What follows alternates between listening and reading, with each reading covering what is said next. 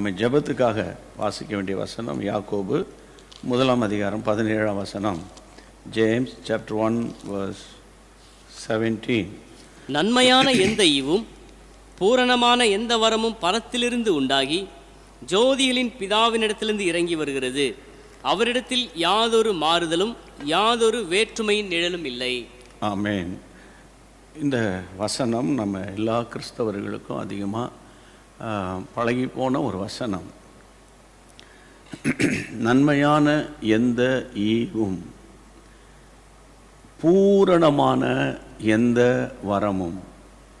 கர்த்தருடைய பிள்ளைகளை, பரத்திலிருந்து தான் உண்டாகுது. பரலோகம், பரம் என்றால் பரலோகத்திலிருந்து உண்டாகி ஜோதிகளின் பிதாவினிடத்திலிருந்து இறங்கி வருகிறது. உங்களை என்னை ஆண்டவர் ஆசீர்வதிக்கணும்னா பரத்திலிருந்து தான் கர்த்தர் ஆசீர்வதிக்க முடியும். பரத்திலிருந்து கொடுக்கப்பட்டால் ஒழிய ஒருவனும் பெற்றுக்கொள்ளான். அதுதான் ஆண்டவருடைய வார்த்தை. அப்போ இங்கே யாக்கோபு எழுதுகிறார், நன்மையான எந்த ஈவும் பூரணமான எந்த வரமும் பரத்திலிருந்து உண்டாகி ஜோதிகளின் பிதாவினிடத்திலிருந்து இறங்கி வருகிறது.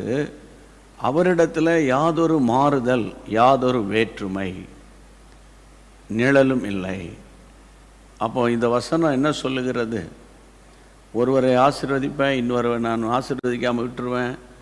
நம்ம ஆண்டவர்கிட்ட அந்த பார்ஷியாலிட்டி கிடையாது, யாதொரு மாறுதல் மாற்றம் கிடையாது. வாக்குத்தத்தம் பண்ணிட்டேன் அப்படின்னா அந்த வாக்குத்தத்தத்தின்படி நான் உன்னை ஆசீர்வதிப்பேன். யாரொரு மாறுதலும், இன்னொன்று யாதொரு வேற்றுமை, டிஃப்ரென்ஸ் கிடையாது. ஆமாம், கர்த்தருடைய பிள்ளைகளை, ஆண்டவர் ஒருத்தரை ஒரு விதமாக, இன்னொருவரை ஒரு விதமாக, இல்லை அமெரிக்காக்காரங்களை ஒரு விதமாக, ஆஸ்திரேலியாக்காரங்களை இன்னொரு விதமாக, இந்தியர்களை இன்னொரு விதமாக, இலங்கை வாழ் மக்களை இன்னொரு விதமாக, பங்களாதேஷில் இருக்கிறவங்களை இன்னொரு விதமாக பார்க்குறவர் அல்ல. எல்லா ஊர்லேயும் மனிதன் மனிதனாகத்தான் இருக்கிறான். அந்த மனிதனுக்கு, எல்லா ஊரில் இருக்கிற மனிதனுக்கும் அதாவது 6 அறிவு தான் இருக்குது. அப்போ நிறத்தில் வேண்டுமானாலும், கலாச்சாரத்தில் வேண்டுமானாலும், ஒவ்வொருத்தருடைய கல்வி அறிவுகளில் வேண்டுமானாலும் வித்தியாசம் இருக்கலாம். மொழி, கலாச்சாரம், பின்னணி, உணவு வகை, வாழ்க்கை முறை வித்தியாசமாக இருக்கலாம். ஆனால் மனிதன் தான் எல்லாரிடத்திலும், எல்லா ஊரில் இருக்கிற மனிதர் தான் இருக்கிறாங்க. அப்போ ஒருவனை உயர்த்தி இன்னொருவனை கர்த்தர் தாழ்த்துகிறவர் அல்ல. அப்போ இந்த உபவாச ஜெபத்துக்குள்ளே நம்ம ஏற்கனவே ஒரு ஜெபம் நடத்தி முடித்தாச்சு. இப்போ வசனத்தின்படியே நம்ம வசனத்தை கேட்கவும் ஜெபம் பண்ணவும். அதனால தான் ஆரம்பத்தில் சொல்லிட்டேன், நீங்கள் கொஞ்சம் இணைஞ்சு என்னோடு கூட ஜெபிக்க உங்கள் சிந்தையை ஒப்பு கொடுத்துருங்க. யாதொரு மாறுதலும் யாதொரு வேற்றுமையும் கிடையாது. அவர் எல்லாரையும் ஆசீர்வதிக்கிறவர். பரத்திலிருந்து ஒவ்வொருவரையும் கர்த்தர் ஆசீர்வதிக்கிறவர்.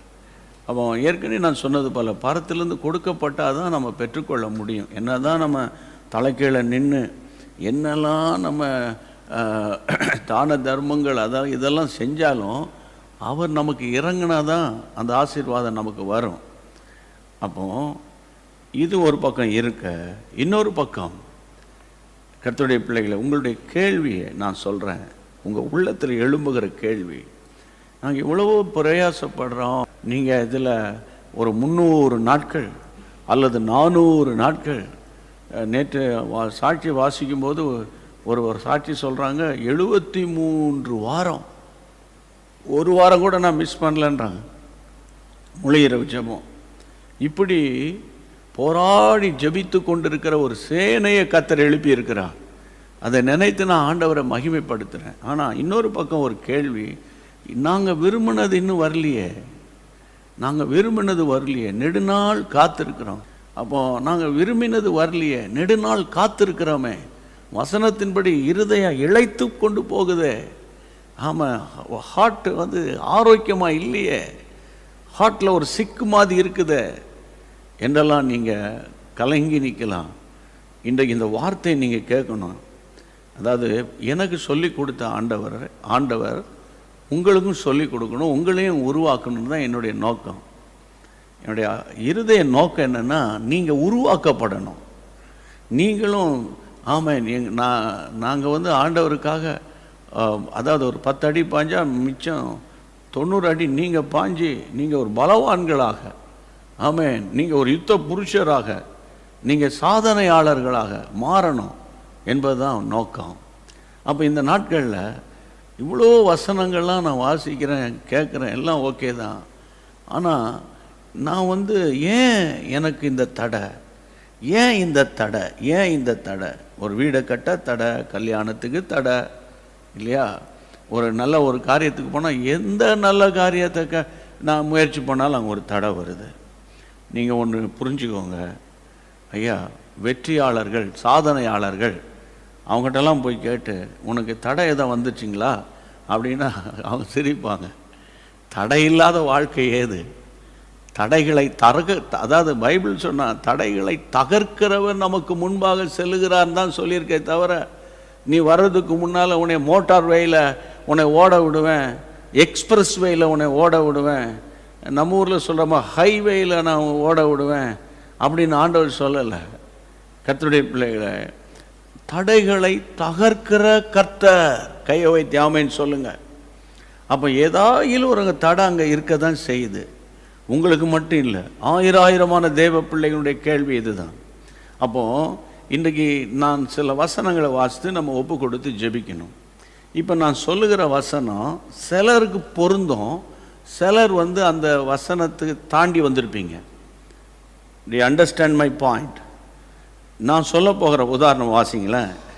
எரேமியா தீர்க்கதரிசியின் புத்தகத்தில் 5ஆம் அதிகாரம் 25ஆம் வசனத்தை நாங்கள் வாசிக்கும் போது நீங்கள் கவனிங்க. ஆமென். உங்கள் அக்கிரமங்கள் இவைகளை விலக்கி உங்கள் பாவங்கள் உங்களுக்கு நன்மையை வர ஒட்டாதிருக்கிறது. உங்கள் பாவங்களே உங்களுக்கு நன்மையை வர ஒட்டாதிருக்கிறது. உங்கள் பாவங்களே உங்களுக்கு நன்மையை வர ஒட்டாதிருக்கிறது. உங்கள் பாவங்களே உங்களுக்கு நன்மையை வர ஒட்டாதிருக்கிறது. அப்போ நன்மை பூரணமான அதாவது பைபிளில் வாசித்தனா அந்த யாக்கோபு 1:17 நன்மையான எந்த ஈவும், அந்த நன்மைகள், அந்த பிளெஸ்ஸிங்ஸ் இல்லை நமக்கு வராமல் இருக்கிறதுக்கு ஒரு reason, one of the reasons. சரியா? எத்தனையோ காரணங்கள் இருக்கலாம், அதில் ஒரு காரணத்தை இங்கு நம்ம ஆண்டவர் இந்த சாயந்தர நேரம் காமிக்கிறார். உங்கள் பாவங்கள் உங்களுக்கு நன்மையை வர ஒட்டாது இருக்கிறது. நன்மையை வர ஒட்டாது இருக்கிறது. பிரதர், என்ன இப்போ போய் இதை பேசுகிறீங்க? நாங்களாம் என்றைக்கோ ரட்சிக்கப்பட்டு மனம் திரும்பி பாவமன்னிப்பின் லட்சியத்தெல்லாம் பெற்று இயேசுவின் ரத்தத்தால் கழுவப்பட்டு நாங்கள் இப்போ ஆண்டவர் ட்ரம்பட் சத்தம் கேட்ட உடனே ஃபஸ்ட் ஆளாக நான் தான் போவேன் அப்படிங்கிற அளவுக்கு நான் இருக்கிறேன் அப்படின்னா நீங்கள் சொன்னீங்கன்னா உங்களுக்காக கர்த்தரை தோத்தரிக்கிறேன். உங்களுக்காக மட்டும் யூடியூப் சேனல் கிடையாது. அண்டர்ஸ்டாண்டு? அதாவது ஒரு தாய்க்கு இப்போ 5 பிள்ளைகள் பிறந்தால் 5 விரல் மாதான இருக்குது. அப்போ எல்லா அந்த தாய் எல்லாருக்கும் தானே சாப்பாடு போடணும். ஒரு தகப்பன் எல்லாரையும் தானே போஷிச்சு வளர்த்து ஆளாக்கணும். ஒரு பாஸ்டர்கிட்ட ஒரு 500 விசுவாசிகள் இருந்தால் பாஸ்டர் 500 பேரும் பரலோகம் வந்துடுவாங்களா பாஸ்டர்னா? என்னத்தை கேட்குறீங்க அப்படின்னு அவர் சொல்லுவார். ஆனால் 500 பேரை மிஸ் பண்ண மாட்டார். 500 பேருக்கும் உபதேசிப்பாங்க, அவங்களும் வரணும், அவங்களும் வரணும், அவங்களும் வரணும், அவங்களும் வரணும்னு. அதனால் நீங்கள் என்ன இன்னும் நீங்கள் பிகினர்ஸே பேசிகிட்ருக்கீங்களே, நாங்கள் எங்கேயோ சூப்பர் குவாலிட்டியில் போயிட்டுருக்குறோம் அப்படின்னா, நீங்கள் போயிருக்கிறதுக்காக கர்த்தர் ஸ்தோத்திரம். அந்த மெச்சூரிட்டி இருக்கிறதுக்காக தோத்திரம். அந்த மெச்சூரிட்டி தேவனுடைய ராஜ்யத்துக்கு பயன்பட்டுச்சான்னா அது வேறு சப்ஜெக்ட், அதுக்குள்ளே நான் இப்போ போக மாட்டேன். கர்த்தருடைய பிள்ளைகளை, இங்கே வேதம் சொல்லுகிற இன்றைக்கி என்னென்னா, ஏன் எனக்கு நன்மை வரல, ஏன் எனக்கு நன்மை வரல? கர்த்தருடைய பிள்ளைகளை, வசனம் சொல்லுகிறது உங்கள் பாவங்கள் உங்களுக்கு நன்மையை வர ஒட்டாது இருக்கிறது. நன்மை வர ஒட்டாது இருக்கிறது. ஆண்டவருக்கு மகிமை உண்டாவதாக. இந்த கடைசி நாட்களில் தேவன் நம்மோடு கூட பல காரியங்களை பேசி கொண்டிருக்கிறார். உதாரணத்துக்கு வாசிங்க, அதாவது யாக்கோபின் நிருபம் 4ஆம் அதிகாரம் 17ஆம் வசனம். யாக்கோபு 4:17 ஆதலால் ஒருவன் நன்மை செய்ய அறிந்தவனாய் இருந்தும் அதை செய்யாமல் போனால் அது அவனுக்கு பாவமாக இருக்கும். நேற்று நம்முடைய வேத பாடம் நேற்று வாசிப்பீங்களா? நைட்டில் டெய்லி சொல்லுவேன்ல கர்த்தருடைய பிள்ளை. இன்றைக்கி யாக்கோபு 5ஆம் அதிகாரம் வாசிக்கணும். நேற்று நான் வாசிக்கும்போது இந்த வார்த்தையை ஆண்டவர் என்கிட்ட பேசினார். நேற்று நைட்டு நான் வாசித்தேன். அதில் ஒருவன் நன்மை செய்ய அறிஞ்சிருந்தோம், அறியாமல் போயிட்டா பரவாயில்ல, ஒருத்தர் கஷ்டப்படுறாங்களாம், ஐயோ எனக்கு தெரியாத போச்சே, தெரிஞ்சுதான் ஹெல்ப் பண்ணியிருப்பேனே அப்படின்னு சொல்லுவாங்க.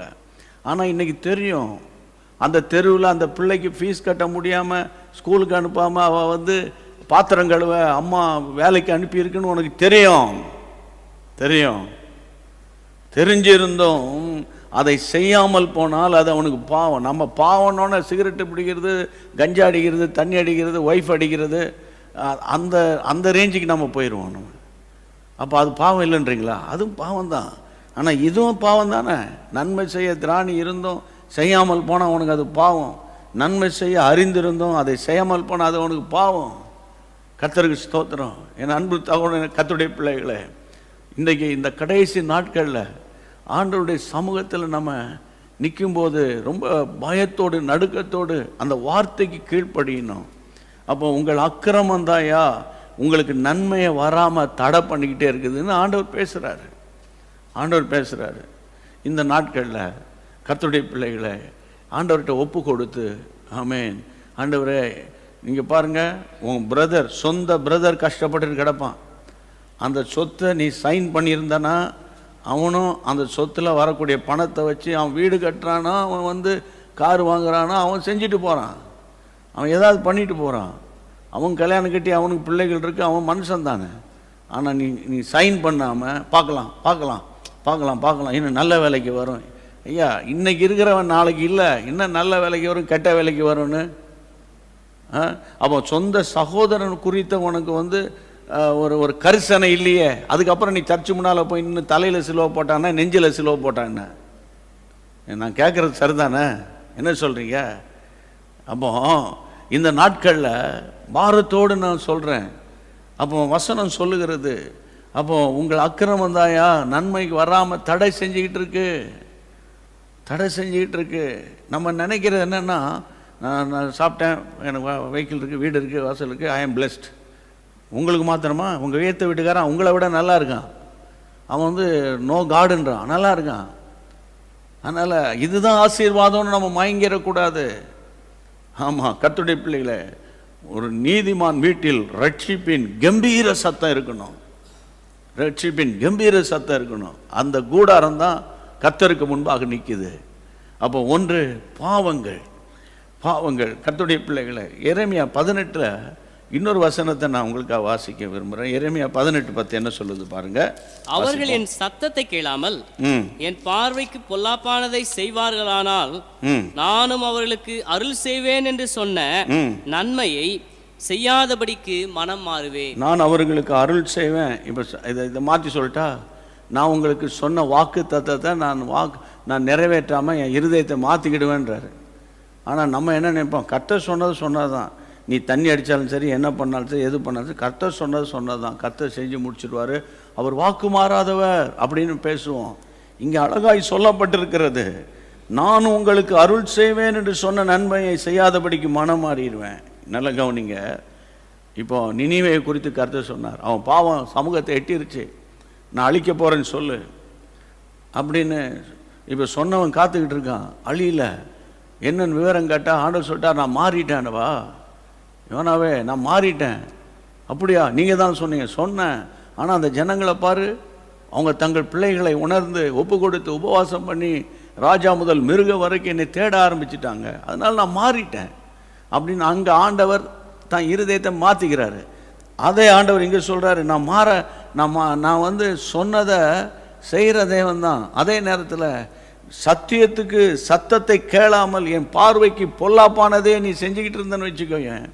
ஆண்டவர் சொல்கிறாரு, நான் சொன்ன நன்மையை செய்யாதபடிக்கு மாறிடுவேன் என்றாரு. பைபிளை பேலன்ஸ்டாக வாசிக்கணும். கர்த்தருக்கு தோத்திரம். இப்போ ஒரு ஜெபம் பண்ணிடுவோம், கையை உயர்த்தி.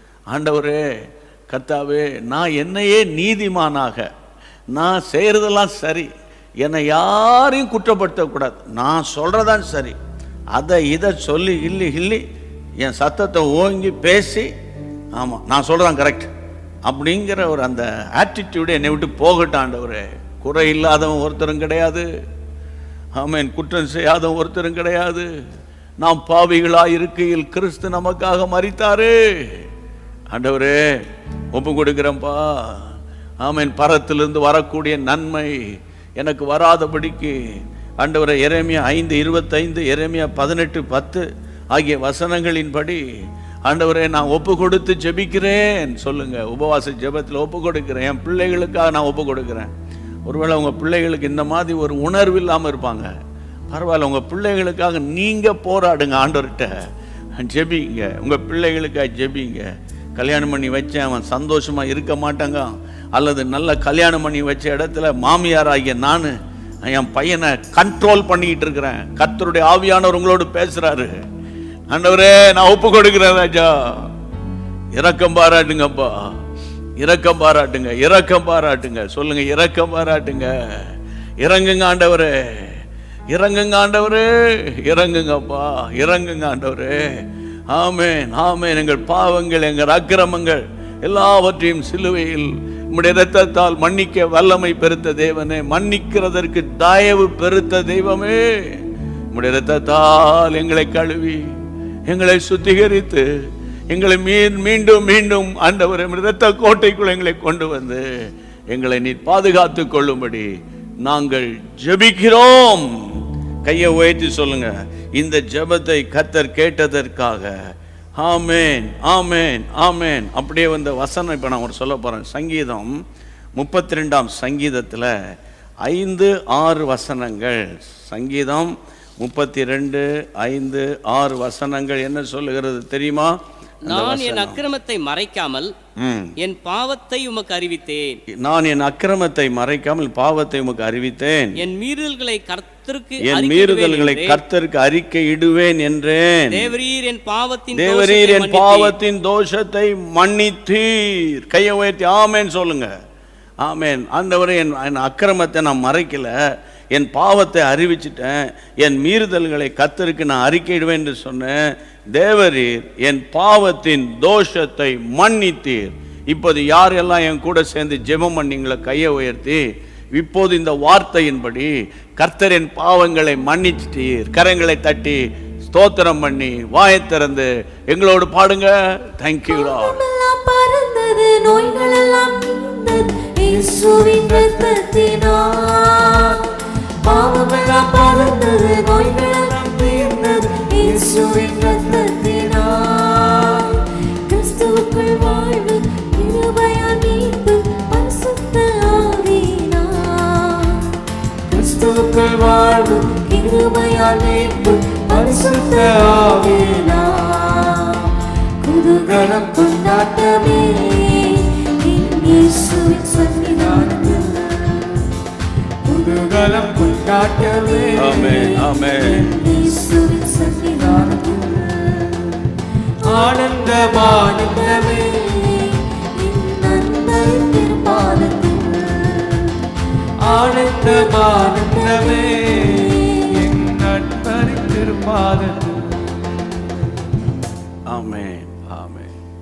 இப்போ இன்னொரு வசனத்தை வாசிப்போம். வசனத்தின்படி நல்லா ஒப்பு கொடுத்து நம்ம ஜெபிச்சுக்கிட்டே இருக்கணும். ஜெபிக்க ஜெபிக்க ஜெபிக்க ஜெபம் பண்ணும்போது கண்ணை திறந்து அங்கே இங்கேயும் பார்க்கக்கூடாது. சரியா? ஜெபம் அந்த நேரம் பார்த்தா யாராவது கூப்பிடுவாங்க. நல்லா சின்சியராக நீங்கள் ஒரே வார்த்தை சொல்லிட்டா கர்த்தருக்கு நீங்கள் இம்பார்ட்டன்ஸ் கொடுத்துருங்க. அந்த ஃபோன் கால்ஸ் வரதெல்லாம் தூக்கி தூர வைங்க. ஆமாம், நாளைக்கு நீங்கள் கஷ்டப்படும் போது யார் வரப்போகிறான்னு நினைக்கிறீங்க? யாரும் வரமாட்டாங்க. அதனால் நீங்கள் இந்த நாட்களில் கிருபையின் காலம் பாருங்கள். இன்னும் கொஞ்சம் நாட்களில் உங்கள் சூழ்நிலையெல்லாம் மாறி ஒவ்வொருவரும் தேவனுடைய சேனைகளாக நீங்கள் மாற போகிறீங்க. ஆமென். அதை நீங்கள் மனசில் வச்சுக்கோங்க. கர்த்தர் என்ன பிரதர் வயசான காலத்தில் போய் சேனை வீரர்லாம் சொல்கிறீங்களே, அதாவது நான் சரீர பிரகாரமான காரியத்தை பேசலை. அதாவது எப்போவுமே ஆவிக்குரிய காரியங்களை தான் நான் பேசிட்டு வரேன். சரீரத்துக்கு 60 வயசு 65 வயசு 70 வயசு கூட இருக்கலாம். ஸ்பிரிட்டில் நீங்கள் வந்து ஒரு ஒரு ஒரு ஒரு ஒரு ஒரு பலசாலி போல் இருப்பீங்க. ஜபிக்க ஆரம்பிச்சிங்கன்னா பாட்டுக்கு ஜபம் வந்துக்கிட்டே இருக்கும். ஆமென். ஆண்டவருக்கு ஸ்தோத்திரம். அடுத்தது எரேமியா 17ஆம் அதிகாரம் 5ஆம் வசனம். மனுஷன் மேல் நம்பிக்கை வைத்து மாம்சமானதை தன் புயபலமாக்கி கொண்டு கர்த்தரை விட்டு விலகுகிற இருதயமுள்ள மனுஷன் சபிக்கப்பட்டவன் என்று கர்த்தர் சொல்லுகிறார். அவன் அந்தரவெளியில் கரளைகளை போன செடியை போலிருந்து நன்மை வருகிறதையே காணாமல் வனாந்தரத்தின் வறட்சியான இடங்களில் குடியில்லாத உவர் நிலத்தில் தங்குவான். இப்போ ஆண்டவர் சொல்றாரு, மனுஷன் மேல நம்பிக்கை. இன்னைக்கு நமக்கு நீங்கள் நல்லா விளங்குங்க, ஒரு முறை சத்தியத்தை கற்றுக்கொண்டா அந்த சத்தியத்தை முதல்ல கற்றுக்கொள்ளணும், படிக்கணும். முதல்ல சத்தியத்தை, அதாவது பைபிளை நல்லா படிக்கணும். ஒரு பக்கம் படிக்கணும், இன்னொரு பக்கம் கற்றுக் கொடுக்கிறவர்களோட இணைஞ்சு கற்றுக்கொள்ளணும். ரெண்டாவது லைஃப்பில் ப்ராக்டிஸ் பண்ணணும். அப்போ தான் அந்த வார்த்தை உங்களுக்குள்ளே கிரியேட் செய்யும். இங்கே கர்த்தருடைய பிள்ளைகளை 7ஆம் வசனம் என்ன சொல்லுகிறது? வாசிங்க. 7ஆம் வசனம். கர்த்தர் மேல் நம்பிக்கை வைத்து கர்த்தரை தன் நம்பிக்கையாக கொண்டிருக்கிற மனுஷன் பாக்கியவான். போதும். 5ஆம் வசனத்தில் மனுஷன் மேல் நம்பிக்கை வைத்து, 7ஆம் வசனத்தில் கர்த்தர் மேல் நம்பிக்கை வைத்து. இந்த 2 குரூப் இருக்கு. இந்த 2 குரூப், மனுஷன் மேல் நம்பிக்கை, கர்த்தர் மேல நம்பிக்கை. இந்த வார்த்தையை பாருங்க, ரொம்ப ஈஸியாக அங்கே எழுதியிருக்கு. மனுஷன் மேலே நம்பிக்கை வைக்கிறவங்க எப்படி இருப்பாங்க? கர்த்தர் மேலே நம்பிக்கை வைக்கிறவங்க. மனுஷன் மேலே நம்பிக்கிறவங்க திரும்ப திரும்ப வாசிக்கிறது கஷ்டமாக இருக்குது, அது வேணாம். மாம்சத்தை புலமாக கொண்டு கர்த்தரை விட்டு விலகுகிற ஆட்கள், மாம்ச புயம். பைபிளில் கர்த்தருடைய பிள்ளைகளை ஒரு ராஜா சொல்லுவான், அவனோடு கூட இருக்கிறது மாம்ச புயம், ஆனால் தேவன் தாமே நம்மோடு இருந்து யுத்தங்களை நடத்துகிறவர் அப்படின்னு சொல்லுவான். மாம்ச புயனா என்ன? ஃப்ளஷில் அவங்க தெரியும் எனக்கு, அவங்க பணம் கொடுக்குறேன்னு சொல்லியிருக்காங்க, அவங்க சிபாரிசு பண்ணுறேன்னு இருக்கிறாங்க, அவங்க நாளைக்கு ஃபோன் பண்ணுங்கன்னு இருக்காங்க அப்படின்னே சொல்லிகிட்டு இருப்பாங்க. இது மாம்சத்தை நம்புறது. ஆனால் கர்த்தருடைய பிள்ளைகளை 7ஆம் வசனத்தை பாருங்கள். கர்த்தர் மேல் நம்பிக்கை வைத்து, பாருங்க, கர்த்தர் மேல் நம்பிக்கை வைத்து கர்த்தரை தன் நம்பிக்கையாக கொண்டிருக்கிற மனுஷன் பாக்கியவான். கர்த்தர் மேலே நம்பிக்கை, கர்த்தரையே தன் நம்பிக்கையாக கொண்டிருக்கிற மனுஷன் பாக்கியவான். இதில் கர்த்தர் மேலே நம்பிக்கை எல்லாருக்கும் இருக்கும். நான் கூட கர்த்தர் மேலே தான் நம்பிக்கையாக இருக்கேன்னு சொல்லுவாங்க. அங்கே பாருங்க, கர்த்தர் மேல் நம்பிக்கை வைத்து, தமிழ் பைபிளில் கர்த்தருடைய பிள்ளைகளே, கர்த்தரை தன் நம்பிக்கையாக. ஆமாம், அந்த ஆண்டவர் தான் எனக்கு நம்பிக்கை, அவரே என்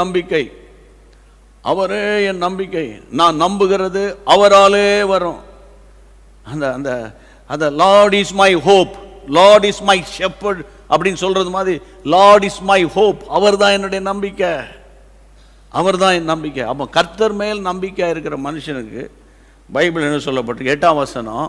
இதை ஸ்க்ரீனில் போடுவாங்க, போட்டால் கூட நீங்கள் அந்த ஸ்க்ரீனை பார்த்தாவது வாயை திறந்து சத்தமாக வாசிக்கணும். வாசிப்போம்.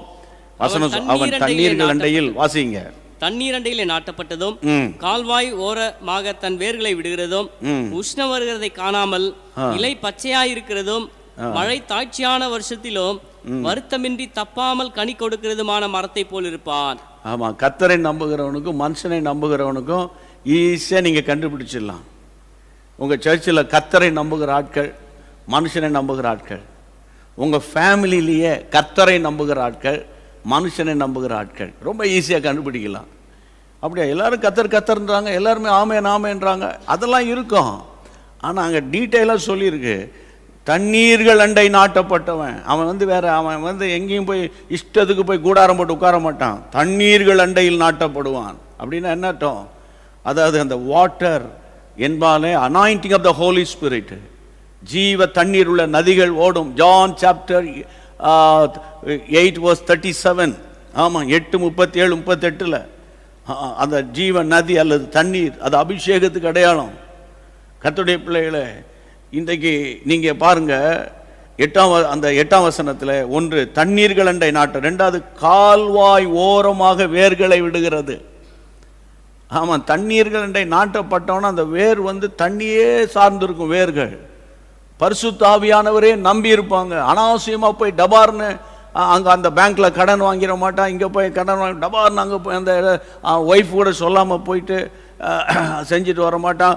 சிலர் நல்லா சொல்கிறான், நல்ல ஜெபம் மாட்டான், பைபிள் வாசிக்கிறான், டபார்னு ஒய்ஃபுக்கே தெரியாமல் இன்னொரு வேலை பண்ணிடுவான். அவளுக்கு தெரிஞ்ச உடனே சொன்னான், இல்லை கர்த்தர் சொல்ல வேணான்ட்டாரு. இந்த மாதிரி ஆட்களெல்லாம் நம்பாதீங்க. கர்த்தருடைய பிள்ளைகளை, உஷ்ணம் வருகிறதை காணாமல், அடுத்தது உஷ்ணம் வருகிறதை காணாமல் இலை பச்சையாகவே இருக்குமா? உஷ்ணம் வருகிறதை காணாமல் இலை பச்சையாக இருக்கும், மழை தாழ்ச்சியான வருஷம். இதை பாருங்க, ஷார்ட்டா சொல்லிட்டா, மழை பெய்தோ இல்லையோ அவன் இலை பச்சையாகவே இருக்கும். அப்படின்னா என்ன அர்த்தம்? அப்போ ஏதோ கிரவுண்ட் வாட்டரில் அது எதாவது இருக்கா? நல்லா புரிஞ்சுக்கோங்க. கஷ்டமோ நஷ்டமோ, அதாவது தொற்று நோய் வருதோ இல்லையோ, அவன் முகத்தில் ஒரு அப்படியே கூனி குறுக்கி போய் உருன்னு அப்படி பார்த்துக்கிட்டு ஒன்றும் இல்லாமல் என்னத்தாண்டு ஒன்றும் செய்யலை அப்படின்னு சில ஆட்கள் இருக்காங்கல்ல. சில ஆட்களுக்கு கொடுத்துக்கிட்டே இருக்கணும், கேட்குறத கொடுத்துக்கிட்டே இருக்கணும். கொடுக்கலன்னு வச்சுக்கோங்க, முகமே மாறிடும். அதோட அநியாயம் என்ன தெரியுமா? இதுவரைக்கும் கொடுத்ததெல்லாம் மறந்துடுவான். அதுதான் ரொம்ப அநியாயமாக இருக்குது கிறிஸ்தவ வாழ்க்கையில். இதுவரைக்கும் கர்த்தர் செய்ததெல்லாம் மறந்துடுவாங்க. இங்கே வசனம் சொல்லுகிறது, உஷ்ணம் வருகிறதை காணாமல் இலை பச்சையாகவே இருக்கும், மழை தாழ்ச்சியான வருஷம். மழை இருக்காது சில வருஷத்தில், ஆனால் கனி என்னமோ கரெக்டாக அந்தந்த சீசனில் கனி கொடுப்பான். அந்தந்த சீசனில் கனி கொடுப்பான். விஷயம் என்னன்னு பார்த்தா, அவன் ஆண்டவரை சார்ந்திருக்கான்பா. ஈசாக்கு ஆண்டவரை சார்ந்திருந்தான். அவன் அதனால் விதைச்சான். அவன் ஊரெல்லாம் மழை இல்லை ஒன்றும் இல்லை, மென்டல் மாதிரி போய் விதைக்கிறான்னு சொல்லியிருப்பாங்க. ஆனால் பார்த்தா 100 மடங்கு 100% பிளெஸ்ஸிங் அவனுக்கு வந்திருக்குது. அப்போ தான் பார்க்குறான், விஷயம் என்னடான்னு பார்த்தா, ஈசாக்கு தேவ சத்தம் கேட்கிறவன். ஆமே, நீங்க இரு, போவாத. எந்த நேரத்தில் சொல்கிறார் ஆண்டவர்? மழையெல்லாம் பெய்ய வச்சுட்டு பயங்கரமாக தண்ணியெல்லாம் நிற்கிது, குளம் குட்டையெல்லாம் அப்படி. அப்போ சொன்னார், நீங்கள் நல்லா புரிஞ்சுக்கணும், கடினமான நேரங்களில் தான் கர்த்தர் சத்தம் கேட்கும். நான் பேசுகிறதெல்லாம் தீர்க்க தரிசனமாக தான் பேசிகிட்டு இருக்கிறேன். கஷ்டமான நேரங்களில் தான் கர்த்தர் சத்தம் கேட்கும். அந்த கஷ்டமான நேரங்களில் ஐயோ கஷ்டமாக இருக்குப்பா அப்படின்னு நீ புலம்பிட்டு இருந்தேன்னா அந்த சத்தம் உங்களுக்கு அது வேற மாதிரி கேட்டுரும். ஆகாருக்கு கஷ்டமான நேரங்களில் தான் கர்த்தர் சத்தம் கேட்குது. எலியா சூறை செடியில் போய் கிடக்கும் போது தான் தேவ தூதன் தட்டி எழுப்பி, உனக்கு என்னடா இங்கே வேலை சத்தம் கேட்குது. எவ்வளோ நான் இன்னும் என்ன சொல்கிறது உங்களுக்கு? சோர்ந்து போயிடாதீங்க, மற்றவங்கள பார்க்காதீங்க. கனி தரக்கூடிய காலத்துக்குள்ளே கர்த்தர் உங்கள் வீட்டை கொண்டு வர போகிறார். விசுவாசிக்கிறீங்களா? இனிமேல் உங்கள் வீட்டுக்கு கனி கொடுக்குற காலம். விசுவாசிகள் கையை உயர்த்தி ஜெபம் பண்ணிடலாம். கையை உயர்த்துங்க. ஆமென். மனுஷன் நம்ப மாட்டாண்டவர். ஆமாம், இந்த வருஷம் ப்ரொமோஷன் வந்துடும். இந்த வருஷம் லே செக்ரட்டரிகிட்ட சொல்லியிருக்கிறேன். லே செக்ரட்டரி ட்ரெஷர்கிட்ட சொல்லுவார், ட்ரெஷர்ஸ் அந்த மெம்பர்கிட்ட சொல்லுவார், அந்த மெம்பர் இந்த மெம்பர்கிட்ட சொல்லுவார், அந்த நம்பர்கிட்ட சொல்லுவார். கடைசியில் எவ்வளோ ரூபா கேட்குறேன்னு கேட்பார். ஆமாம், இந்த மாதிரி அநியாயத்துக்கு நீங்கள் போவாதீங்க. உங்களுடைய உயர்வு கர்த்தருடைய கையில் இருக்கிறது. கையை உயர்த்தி ஜெபம் பண்ணுங்க. கையை உயர்த்துங்க. இயேசுவின் நாமத்தினால் ஆண்டவரே, நான் மனுஷனை நம்ப மாட்டேன் ஆண்டவரே. மனுஷனை நம்பி லஞ்சம் கொடுத்ததெல்லாம் போதும் ஆண்டவரே. ஹல்லேலூயா.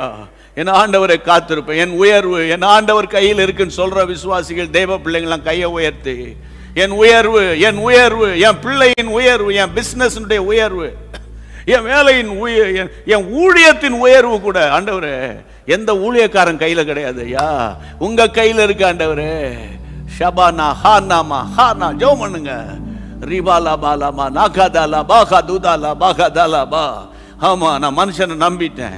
அவங்க அந்த அந்த அந்த அந்த ஆள் சொன்னதை வச்சு நான் கடன் வாங்கிட்டேன். இவங்க சொன்னதை நம்பி கடன் வாங்கிட்டேன். ஆமா, இன்னைக்கு அவங்க கடன்காரனுக்கு பதில் சொல்லலையே, நீங்க தானே கடன்காரனுக்கு பதில் சொல்லிட்டு இருக்கீங்க. அவங்க சொல்லி நான் கல்யாணம் பண்ணிட்டேன். கடைசியில் இப்பதான் தெரியுது. என்ன செய்ய? கையை உயர்த்திருங்க, வேற வழி இல்லை. ஆமென். ரிபாலா கபாலாகா ரியாலமா காத்தரோ ஜெபம் பண்ணுங்க. ஏசப்பா நான் மனுஷனை நம்ப மாட்டேன்பா. நாசியில் சுவாசம் உள்ள மனுஷனை நம்பாதீங்க. அவன் நம்பப்படுவதற்கு அவன் ஏமாத்திரம். ஆமென். ஆஃப்டர் ஆல் அந்த வார்த்தையை கையாளலாம். அதுக்கு சாதாரணமான மனுஷன் இன்னைக்கு ஒன்று சொல்லுவான், நாளைக்கு ஒன்று செய்வான். ஆமா ஆண்டவரே, நீங்க வாக்கு மாறாதங்கப்பா. நீங்க வாக்கு மாற மாட்டீங்கப்பா. சொல்லுங்க, வாக்கு மாற மாட்டீங்கப்பா. ஹல்லேலூயா, ஹல்லேலூயா. சொல்லுங்க, நீ வாக்கு மாற மாட்டீங்க ஆண்டவரே. நான் மனுஷனை நம்ப மாட்டேன். ஆமென். நான் மனுஷனை நம்ப மாட்டேன். இயேசுவின் நாமத்தில் சொல்லிருங்க சிஸ்டர்ஸ். அம்மா சொல்லுங்க, சோர்ந்து போவாதீங்க. உங்க பிள்ளையினுடைய குடிகார பையனை கர்த்தர் மாற்ற வல்லவர். முடியும். உங்க ஜெபம் மாற்றம். ஆமென். ஷாகாமோ ஹோலா. அது எந்த பில்லி சூனிய மாந்திரிக கட்டு காவலு தாயத்து தடுகு என்ன தகடுகள் எதுவா இருந்தாலும் சரி, இப்போ நீங்க முழங்கால நின்று கையை உயர்த்தும் போது தேவனுடைய கரம் உங்களுக்காக உயர்த்தப்படும். இயேசுவின் நாமத்தில் ஜெபிக்கிறோம், இயேசுவின் நாமத்தில் ஜெபிக்கிறோம். ஆமென், ஆமென் சொல்லுங்க. கையை உயர்த்தி தேவன் கிருபை பாராட்டுகிறார் சொல்லுங்க. கிருபை பாராட்டுகிறார் சொல்லுங்க. கிருபை கிருபை கிருபை கிருபை. ஆண்டவரே, இனி எந்த ஒரு மனுஷனை நான் சார மாட்டேன் ஆண்டவரே, உம்மை சார்ந்து கொள்வேன் ஆண்டவர். உம்மாலே ஒரு சேனைக்குள் பாய்வேன், உன் ஆண்டவரால ஒரு மதிலையே நான் தாண்டுவேன். என் கரம், என் ஆண்டவருடைய கிருபை என்னை தாங்கும். ஆமென், ஆமென் சொல்லுங்க. கையை உயர்த்தி ஆமாண்டவரே, ஆமாண்டவர். மனுஷனை நம்பி நம்பி நம்பி வருஷம் போயிருச்சுப்பா. மனுஷனை நம்பி நம்பி நம்பி ஆண்டவரே உலக அன்புல போய் மாட்டி அது வம்பா போச்சு. ஆமென், சும்மா ஆமென் ஆமென். உண்மையான அன்புல பேசல, போன்ல அந்த வார்த்தை இந்த வார்த்தை பேசி வாட்ஸ்அப்ல பேசி மயக்கி வச்சிருக்கிற பொல்லாத ஆவிகளை முறியடித்து நாங்கள் ஜெபிக்கிறோம். ஆமென், ஆமென். மனுஷனை சார்ந்து வாழ உம்முடைய பிள்ளைகளுக்கு நீர் உதவி ஆண்டவர். சாத்தான் அப்படிப்பட்ட எண்ணங்களை கொண்டு வந்தான். ஆனா மனுஷனை நீ சார்ந்து வாழவே கூடாது. கர்த்தர் ஒருவரே. ஆமென். எல்லாரும் பாடுவோம், வாய் தர. நான் நம்புவேன் இயேசுவே, நம்புவேன் இயேசுவே. ஆமென், நான் நம்புவேன் இயேசுவை. அந்த ஒரு பாடலை நாங்க பாடும்போது அப்படியே கையை உயர்த்தி, பாட்டு தெரிஞ்சா நீங்க பாடுங்க, இல்லைன்னா அப்படியே கண்ணை மூடிட்டு அப்படியே வாயை திறந்து ஸ்தோத்திரம் பண்ணிட்டே இருங்க. Thank you Jesus. எஸ்,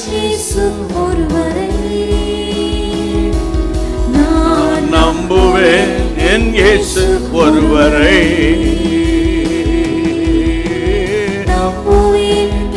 இயேசு ஒருவரை.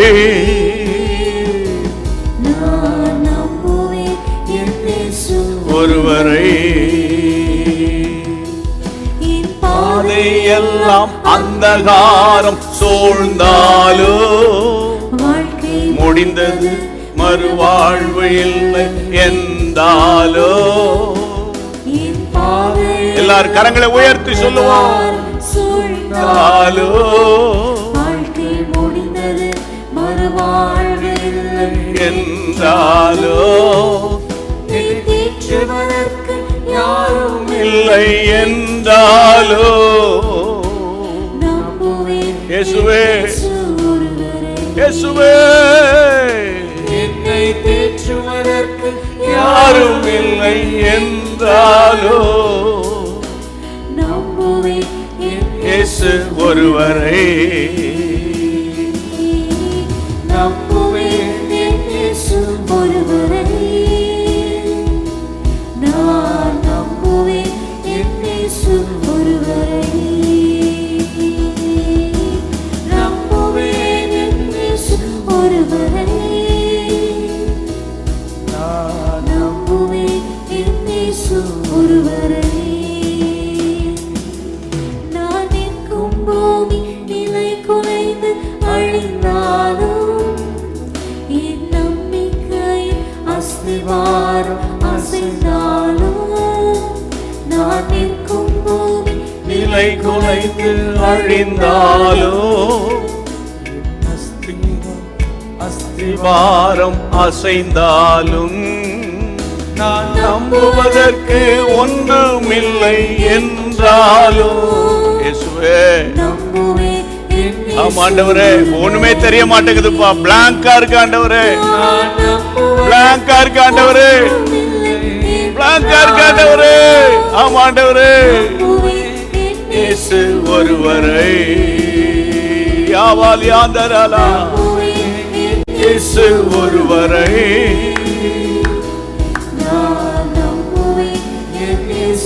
ஒருவரை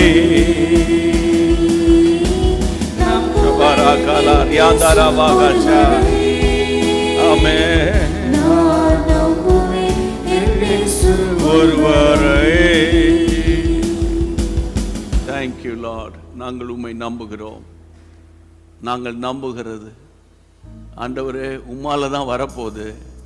அதுக்கு இப்பொழுதே நாங்கள் உமக்கு நன்றி மட்டும் சொல்லிட்டே இருக்கிறோம். Thank you Lord. ஆமென். மூன்றாவது இன்னொரு காரியத்துக்காக நம்ம ஜெபம் பண்ணலாம். எரேமியா 7ஆம் அதிகாரம் 23, 24. எரேமியா 7:23. என் வாக்குக்கு செவி கொடுங்கள், அப்பொழுது நான் உங்கள் தேவனாய் இருப்பேன், நீங்கள் என் ஜனமாய் இருப்பீர்கள். நான் உங்களுக்கு கற்பிக்கும் எல்லா வழியிலும் நீங்கள் உங்களுக்கு நன்மை உண்டாகும்படிக்கு நடவுங்கள் என்கின்ற விசேஷத்தையே அவர்களுக்கு சொல்லி கட்டளையிட்டேன். 24 என்ன சொல்லுகிறது? அவர்களோ அதை கேளாமலும் தங்கள் செவியை சாயாமலும் போய் தங்கள் பொல்லாத இருதயத்தின் யோசனைகளின் படியும் கடினத்தின் படியும் நடந்து முன்னிலிட்ட பின்னிட்ட போனார்கள். இந்த வார்த்தையை நான் வாசிக்கும் போதே நீங்கள் புரிஞ்சிருப்பீங்க. இந்த நன்மை வருவதற்கு இன்னும் ஏதாகிலும் ஒரு தடை இருக்காப்பா? இன்னும் ஏதாகிலும் எனக்கு ஒரு தடை இருக்கா? இன்றைக்கு சாயந்தரம் ஆண்டவர் பேசுகிற வார்த்தை பாருங்க. என் வாக்குக்கு செவி கொடுங்க, அப்பொழுது நான் உங்கள் தேவனாக இருப்பேன். என் வாக்குக்கு செவி கொடுங்கன்னா வாக்கு, வார்த்தை, வசனம். ஷார்ட்டாக சொன்னால் வசனத்துக்கு செவி கொடுக்கிற ஒரு வாழ்க்கை, வசனத்துக்கு செவி சாய்க்கிற ஒரு வாழ்க்கை. என் வசனத்துக்கு நடுங்குகிறவனையே நான் நோக்கி பார்ப்பேன். அதான ஆண்டவர் சொல்லி கொடுத்தது. அப்போ நீங்கள் இயேசுவை அறிந்தவர்களோ அறியாதவர்களோ, பைபிளை கற்றவர்களோ கல்லாதவர்களோ, அல்லது நீண்ட காலம் தினந்தோறும் பைபிள் வாசி ஜெபிக்கிறவங்களோ, எப்படியா இருக்கலாம், நம்ம யாராக இருக்கலாம். ஆனால் ஆண்டவர் சொல்கிறாரு, என் வாக்குக்கு நீங்கள் செவி கொடுங்க. அப்படின்னா ஒபே மை வேர்ட், அதுதான் அர்த்தம். கீழ்ப்படிங்க, என் வார்த்தைக்கு செவி கொடுங்கன்னா அவங்க செவி கொடுக்கிறது என்பது அதை அக்செப்ட் பண்ணுகிறது. வசனம், எனக்கு தான் இந்த வசனம், எனக்கு தான் இந்த வார்த்தை.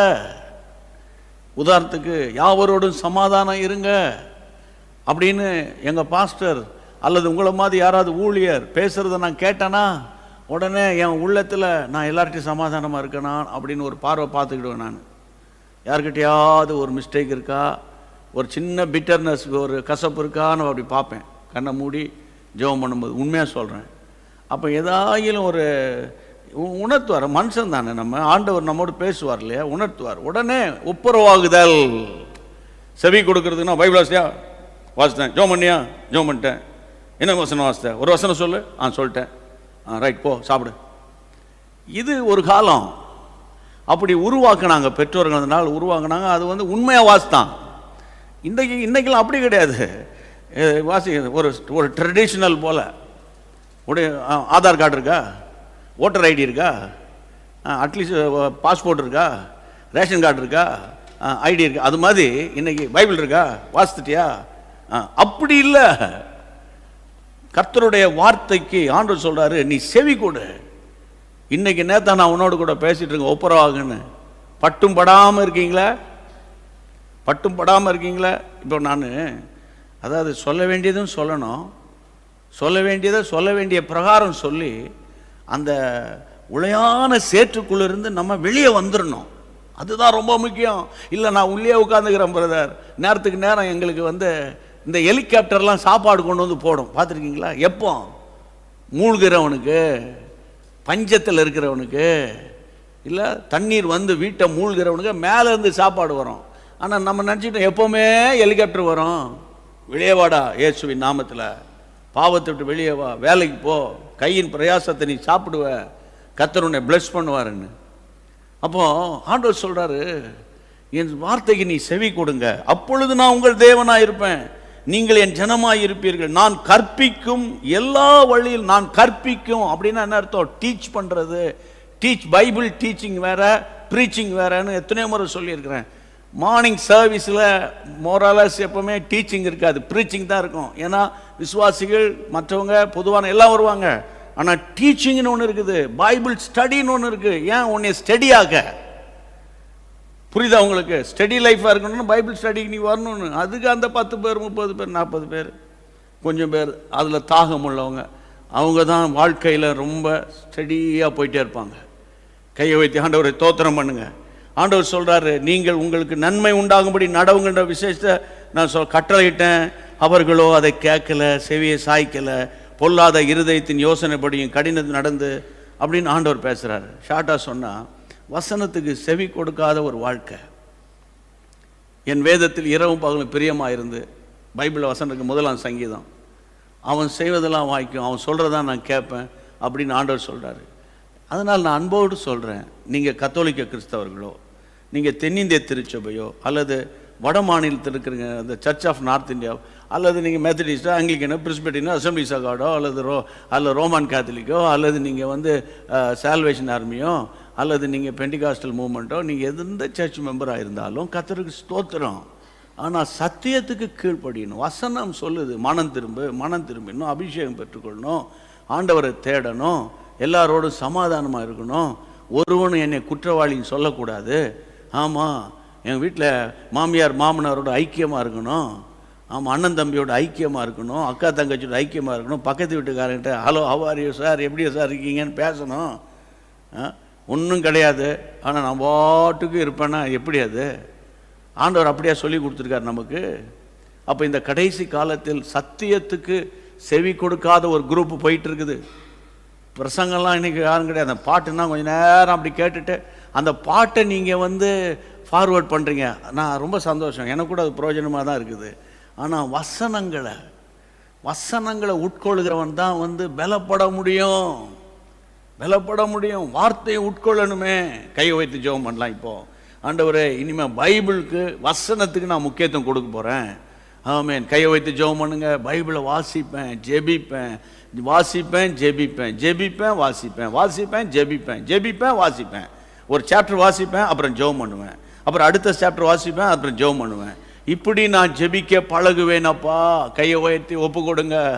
ஹல்லேலூயா, ஹல்லேலூயா. கையை உயர்த்தி இயேசுவின் நாமத்தில் ஆண்டவரே, வாலிபர்கள் ஜெபம் பண்ணுங்க. வசனம், உம்முடைய வசனம் தான் என் கால்களுக்கு தீபம், என் கால்களுக்கு தீபம் வசனம்தான், என் பாதைக்கு எல்லாம் வெளிச்சவங்க வசனம்தான். ஆமாம், கூகுளை வச்சு ட்ராவல் பண்ணலாம். ஆமாம், நான் அதை தவறு சொல்ல மாட்டேன், போயிடும். ஆனால் வாழ்க்கை பரலோகத்துக்கு கூகுள் வழி காட்டாது. ஆமாம், பரலோக ராஜ்யம்னு சொல்லி போடேன், அது எங்கேயாவது கொண்டு போய் அட்ரஸை போட்டு விடும். ஏன்னா கூகுளுக்கே தெரியாது பரலோக ராஜ்யம் எங்கே இருக்குன்னு. ஆனால் உனக்கு எனக்கும் தெரியும் பரலோக ராஜ்யத்துக்கு போகிறதுக்கு வழி. இதுக்கு மேலே என்ன சொல்கிறது? கையை உயர்த்தி ஸ்தோத்திரம் பண்ணுங்க.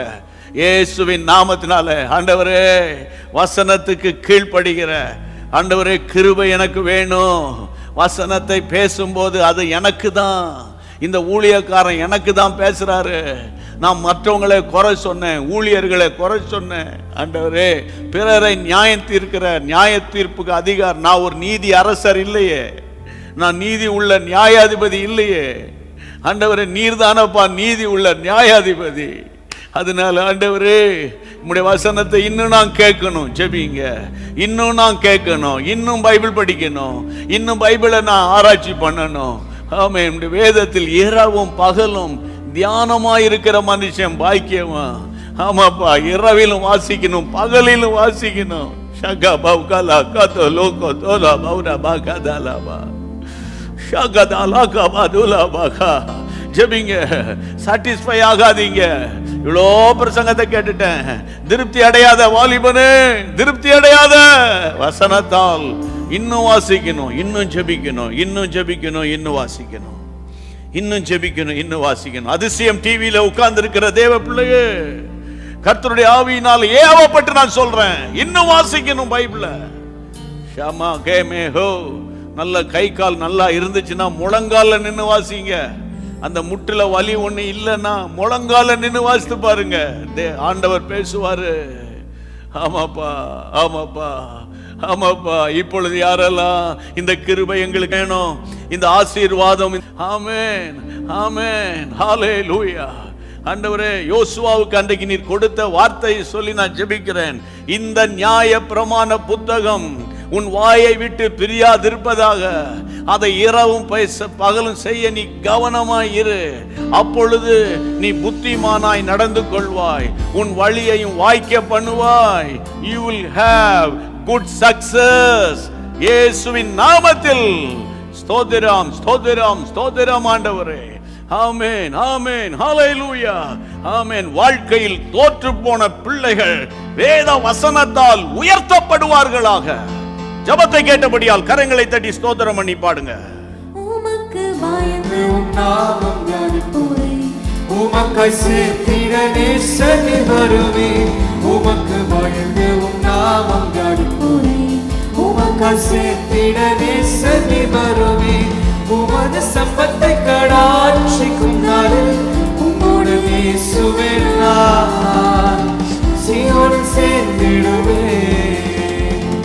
உமது சம்பத்தை கடாட்சிக்கும் நாளில் உம்மோடு இயேசுவே நான் சீயோனில் சேர்ந்திடுவே. இயேசுவே இரண்டு பட்சமானதா, எனக்கு எதிராக இருப்பவன் யார்? இயேசுவே இரண்டு பட்சமானதா, ஆமென் ஆமென். எல்லாரும் அப்படியே பாடிட்டே இருங்க. இருப்பவன் யார்? நல்லாயிரம் நீரே, நல்லேயரும் நீரே, பாதுகாத்து காத்திரும் தெய்வமும் நீரே. கரங்களை தட்டி நல்லாயிரம் நீரே, நல்லேயரும் நீரே, பாதுகாத்து காத்திரும் தெய்வமும் நீரே. பொன்னு வெள்ளியும் அக்கினி சுளையில் கூடமிட்டு சுத்தம் செய்திடுவது போ. ஆமென். ஆவியில நிரம்பி பாடுங்க. ஜகராமா ஹலலலமா. சுத்தம் செய்திடுவது போல் உபத்திரவம் மிக்குகையில் சோதித்தன்மை உத்தமனாயிருந்த தெரிந்தெடுத்தீரன்றோ. Glory glory. உபத்திரவம் மிக்குகையில் சோதித்தன்மை உத்தமனாயிருந்த தெரிந்தெடுத்தீரன்றோ. இயேசுவே பட்சமானதா, எனக்கு எதிராயிருப்பவன் யார்? இயேசுவே பட்சமானதா, எனக்கு எதிராய் இருப்பவன் யார்? நல்லாயிரம் நீரே. ஆண்டவரே, ஒவ்வொரு வீடுகளுக்குள்ளே ஒரு மகிமை இறங்கட்டும் ஐயா. பாடும்போது அக்கினி இறங்கட்டும் ஐயா. நல்லேயரும் நீரே, பாதுகாத்து காத்திரும் தேவனும் நீரே. Praise God, praise God. அடுத்த காரியத்தை ஆண்டவர் நம்மோடு பேசுகிறார். யாக்கோபு 4ஆம் அதிகாரம் 2ஆம் வசனம். அடிக்கடி வாசிக்கிற வசனங்கள் தான். இந்த நாட்களில் யாக்கோபை பற்றி தான் டெய்லி நம்ம பைபிள், அதாவது வேத பாடத்தில் வாசித்துட்டு இருக்கோம். 4ஆம் அதிகாரம் 2ஆம் வசனம்.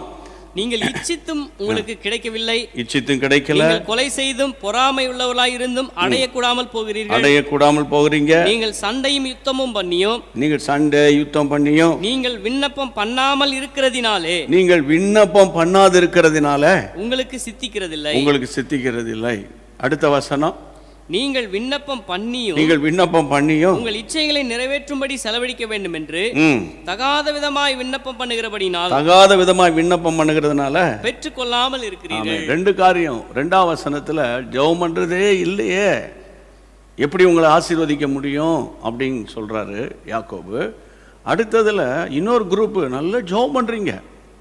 ஜெபம் பண்ண ஆரம்பிச்சிட்டிங்கன்னா நீங்க பாட்டுக்கு ஜெபம் பண்றீங்க. ஆனால் உங்கள் ஜெபம் கர்த்தருடைய பிள்ளைகளே, அந்த சும்மா சத்தம்தான் பெருசாக இருக்குன்னு சொல்லுவாங்கள்ல, சத்தம்தான் பெருசாக இருக்குது. அப்போ இந்த அந்த சத்தம் பெருசாக இருக்குது, பயங்கரமான எல்லாம் நல்லா இருக்குது, நிறைய வசனங்கள்லாம் சொல்லி கூட நம்ம ஜெபம் பண்ணுறோம்.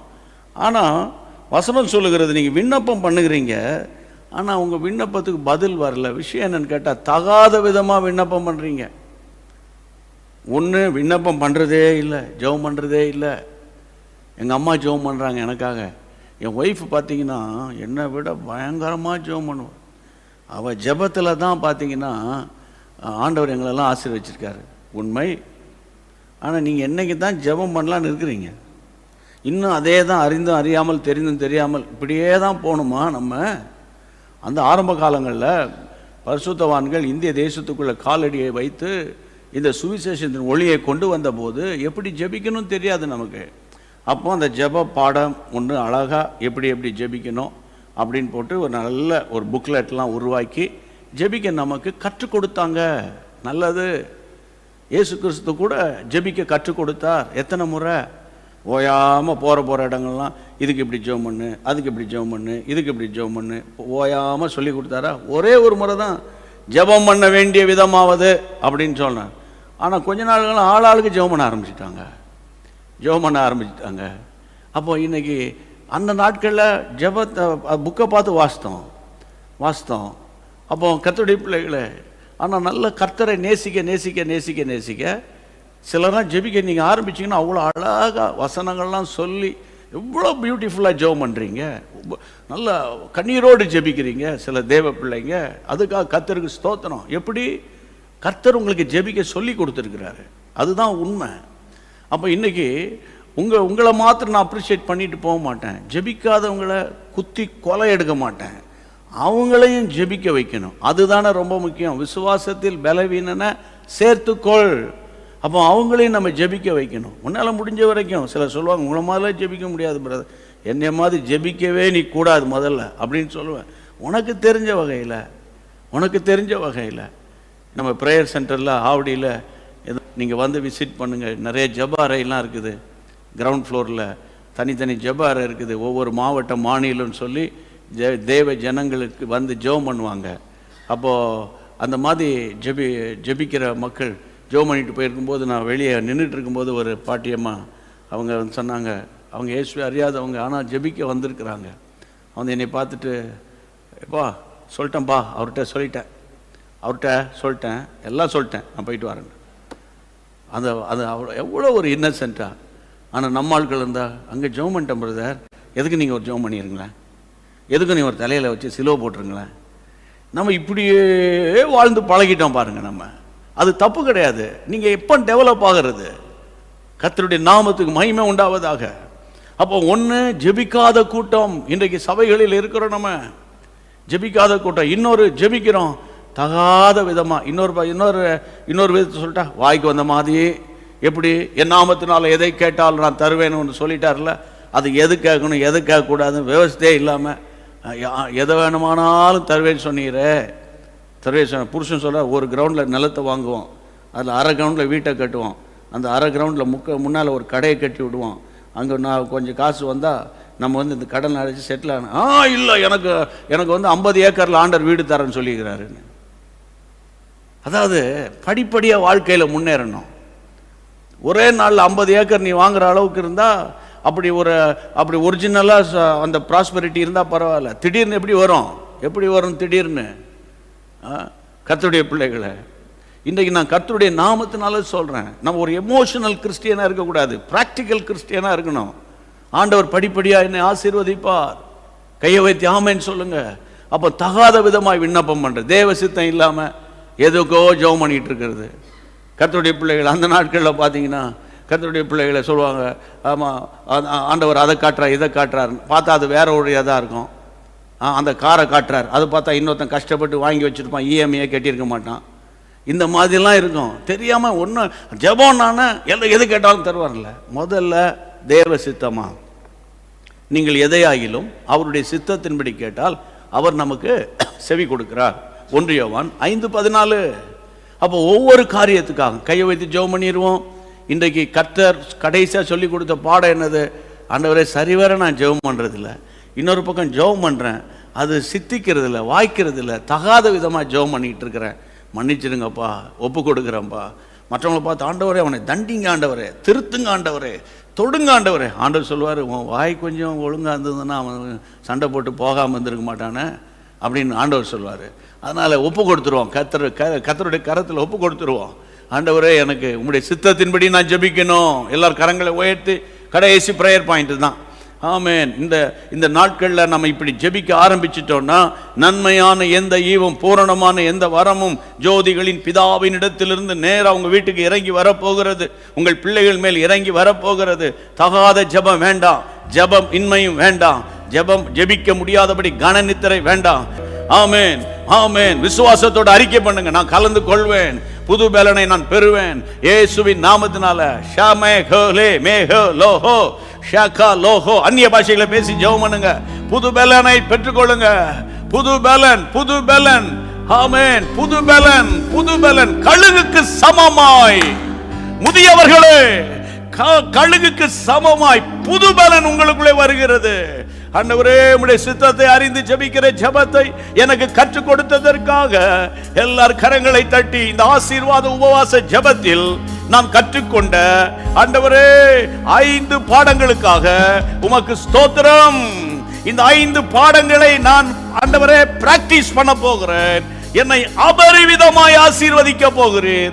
நன்மையும் கிருபையும் என்னை தொடர போகிறது. நன்மையும் கிருபை அறிக்கை பண்ணுங்க. நன்மையும் கிருபையும் என்னை தொடர போகிறது.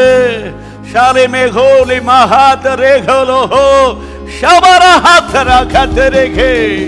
நன்மையும் கிருபையும் என்னை தொடர போகிறது. அப்பா, என்னோடு சேர்ந்து ஜெபித்த பிள்ளைகளுடைய நரம்பு எலும்பு ஆமென் நிக்க முடியாதவங்க அப்படி எழும்பி நிக்க முயற்சி பண்ணுங்க. வலது கரத்தை உயர்த்தாதவங்க உயர்த்தி பண்ணுங்க. இடது கரத்தை உயர்த்துங்க. ஆமென். கழுத்து திருப்ப முடியல, வலது பக்கம் திருப்ப முடியல, திருப்பி பாருங்க. குனிய முடியாதவங்க குனிஞ்சு பாருங்க. ஆமென். எல்லா விதமான யூரினரி ஆமென் ட்ராக்ல இருக்கிற பலவீனங்கள் கல்லுகள் கரைந்து போகட்டும் இயேசுவின் நாமத்தினால. சிறுநீரக கோளாறு ஆண்டவரே, லிவர்ல இருக்கிற பிரச்சனை ஆண்டவரே, அந்த கால் பிளாடர்ல இருக்கிற ஸ்டோன்ஸ் கரைந்து போகட்டும். ஆமென். எல்லா அல்சர் எல்லாம் மறைந்து போகட்டும். புது பலன் வரட்டும். கண்கள்ல புதிய அபிஷேகம் இறங்கட்டும். தீர்க்காயுசு நாட்கள் உண்டாவதாக. ஆஸ்பத்திரியிலிருந்து என்னோடு இணைந்திருக்கிற பிள்ளைகளை தேவன் உயிர்ப்பிக்கிறீர். இந்த வாரத்தோடு ஆஸ்பத்திரியிலிருந்து நீ வீட்டுக்கு கொண்டு வருகிறீர். உம்முடைய நாமம் மகிமைப்படுகிறது. வீடுகளுக்குள்ளே இருக்கிற சகோதரிகள் ஆமென், தாயை இழந்தவங்க, புருஷனை இழந்தவங்க, மனைவியை இழந்தவங்க, பிள்ளைகளை இழந்தவங்க எல்லாரையும் உயிர்ப்பிக்கிறீர். கோடி ஸ்தோத்திரம். சின்ன ஆண்டவரே, காலேஜ் ஸ்டூடெண்ட் எல்லாருக்குள்ள இருக்கிற அந்த டயபெட்டிக்கை இயேசுவின் நாமத்திலே அதட்டி நான் ஜெபிக்கிறேன். புது பலனை கத்த தந்து உங்களுடைய பிள்ளைகளை உயிர்ப்பிக்கிறதுனால எல்லாரும் ஆர்ப்பரித்து ஹalleluya பாட போகிறோம். கமலி என்ற 12 வயது பிள்ளைக்கு கண் பகுதியில் இருக்கிற கேன்சர். ஆமென். ஆண்டவரே, கமலியுடைய கண்ணை தொடுவீராக இயேசுவின் நாமத்தினால. அந்த லைவ் சாட்ல இந்த ஆண்டவரே பிரேயர் பாயிண்ட்ஸ் வந்திருக்கிறது. இன்னும் லைவ் சாட்ல யார் யார் என்னென்ன பிரேயர் பாயிண்ட்ஸ் சொன்னாங்களோ அதை கர்த்தர் கூர்ந்து கவனிக்கிறீர். பூரண சுகம் கொடுக்கிறீர். ஆச்சரியமான தகவல் வந்து எங்களை பிரமிக்க வைக்க போகிறீரே. கரங்களை தட்டி பாடலாம். Praise the Lord. கர்த்தருக்கு காத்திருந்து கழுகு போல் பலனடைந்து செட்டைகளை அடித்து உயர எழும்பிடுவார். காத்திருந்து கழுகு போல் பலனடைந்து செட்டைகளை அடித்து உயர எழும்பிடுவார். புது பலன் அடைந்திடுவார். நீ புது பலன் அடைந்திடுவார். புது பலன் அடைந்திடுவார். நீ புது பலன் அடைந்திடுவார். புது பலன் அடைந்திடுவேன். நான் புது பலன் அடைந்திடுவேன். புது பலன் அடைந்திடுவேன். நான் புது பலன் அடைந்திடுவேன். உங்கள் ஆவி ஆத்துமா சரீரத்தில் பொருளாதாரத்தில் ஒரு நியூ ஸ்ட்ரென்த், ஒரு புது பலன் கர்த்தர் கொடுக்கிறார். விசுவாசத்தோடு பெற்றுக்கொண்டு ஆமேன் சொல்லிருங்க. ஆண்டவருடைய நாமம் மகிமைப்படட்டும். இதுவரைக்கும் நம்முடைய யூடியூப் சேனலை பார்க்காம முதல் முறையாக பார்த்து கொண்டிருக்கிறவங்களுக்கு தேங்க்யூ. நீங்கள் சப்ஸ்கிரைப் பண்ணிட்டீங்கன்னா காலையில் 5:30 மணி, சாயந்தரம் 5:30 மணி தொடர்ந்து தேவ சத்தம் உங்கள் காதில் கேட்கும். ஆண்டவர் உங்களை தொடர்ந்து நடத்த வல்லவராக இருக்கிறார் என்று உங்களை அன்போடு கூட நான் கேட்டுக்கொள்ளுகிறேன். ஆண்டவருடைய நாமம் மகிமைப்படும். கர்த்தருக்கு ஸ்தோத்திரம். இந்த வீக்கெண்ட் உங்களுக்கு ரொம்ப ஆசீர்வாதமான வீக்கெண்டாக இருக்கும். எல்லார் கைகளை உயர்த்தி சேர்ந்து சொல்வோம். என் ஆத்துமாவே கர்த்தரை ஸ்தோத்திரி, என் முழு உள்ளமே பரிசுத்த நாமத்தை ஸ்தோத்திரி. என் ஆத்துமாவே கர்த்தரை ஸ்தோத்திரி, கர்த்தர் செய்த சகல உபகாரங்களை மறவாதே. ஆமென், ஆமென். God bless you.